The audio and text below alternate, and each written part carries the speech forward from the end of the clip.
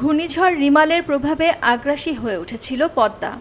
৮ থেকে ১০ ফুট উচ্চতার রুদ্রমূর্তির ঢেউ আছড়ে পড়েছিল লৌহজং উপজেলার পদ্মা তীরবর্তী শিমুলিয়া, খড়িয়া, দক্ষিণ হলুদিয়া, সিংহেরহাটি, তেউটিয়া, রাউতগাঁও, বাগেরবাড়ি, সুন্দিসার, ডহরি ও কাজিরগাঁও এলাকায়। ফলে নদীর তীর সংরক্ষণে ফেলা জিও ব্যাগ তীর থেকে সরে গিয়ে তীব্র ভাঙন দেখা দেয়।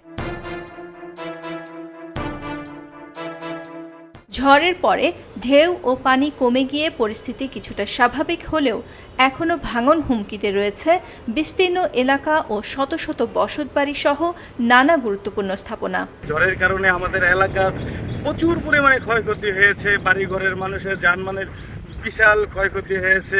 তারপর এই বাঁধ আমাদের স্থায়ীভাবে হচ্ছে না, শুধু বস্তা ফেলাইতেছে। আমরা ব্লক দিয়ে যদি বাঁধ দেয় তাহলে আমরা হয়তো বা স্থায়ীভাবে একটু বসবাস করতে পারবো। 200 মিটার বিলীন হয়ে যাওয়ার ফলে এই 500 মিটার রাস্তার থেকে যে প্রত্যাশিত সুবিধা উপকার এটা জনগণ পাচ্ছে না, এটা হলো বড় ক্ষতি।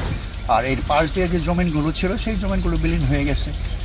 আর যেটা মূলত যে মানুষ এখন চলাচল করতে পারছে না, রাস্তা দিয়ে যে গাড়ি নিয়ে যাওয়া, রিক্সা নিয়ে যাওয়া সেটা হচ্ছে না। এমনকি পায়ে হেঁটে যাওয়ার বিষয়টা হুমকির সম্মুখীন। যে কোনো সময় পথযাত্রীরা রিক্সা অ্যাক্সিডেন্ট করতে পারে এবং সেখানে আমি দেখি যে মৃত্যুর ঝুঁকি রয়েছে। এই বিষয়টা আমি স্থানীয় কর্তৃপক্ষকে একাধিকবার জানিয়েছি।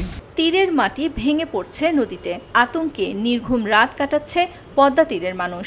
বর্ষার আগে স্থায়ী ব্যবস্থা গ্রহণ না করা হলে শেষ সম্বল ভিটেমাটি হারিয়ে পথে বসবে তারা। ওই নদীর মাঝখানে আগে বাড়ি ছিল, এখন আবার ভাঙ্গা আমরা এই যে আইনা ঘর উঠাইছি অহনো ভাঙ্গনের গেছে যাইতেছে গা ভাঙ্গা অহনো দেখার লেগে আমি ঘর ভাঙতে পারতাছি না। নদীর কিনারে আমার ঘর। আমাদের অনেক কষ্ট, এই মনে করেন অনেক কষ্ট, এগুলা বলা যায় না।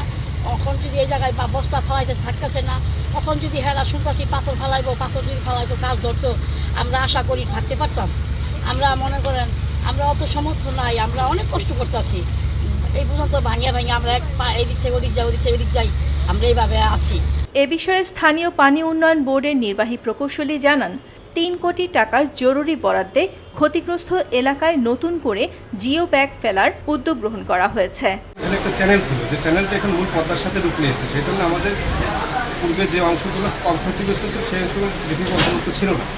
আপনি যে অংশটা বলছেন সেটা ওই যে অন্তর্ভুক্ত বহির্ভূত ছিল, সেটা আমরা ইতিমধ্যে ওটাকে কাজ করার জন্য আমরা ডিপি সংশোধন করে ওই অংশটা ইমপ্রুভ করেছি এবং আমার কাজ শীঘ্রই শুরু হয়ে যাবে। আমাদের ওখানে আমরা বস্তা দিয়ে সড়ক যাতে শীত না হয় সেই ব্যবস্থা নিয়েছি। এটিকে আমরা প্রায় 3 কোটি টাকার মতো কাজ হাতে নিয়েছি, এখন জিও ব্যাগ দিয়ে সড়ক ভাঙনগুলো রাখা। ক্ষতিগ্রস্ত এলাকাগুলো স্থায়ী বাঁধের আওতায় আনতে দ্রুত পদক্ষেপ গ্রহণ করবে সংশ্লিষ্ট কর্তৃপক্ষ, এমনটাই প্রত্যাশা ক্ষতিগ্রস্তদের। এলো খবরের কাগজ, নিখাত, নির্ভীক, নিরপেক্ষ।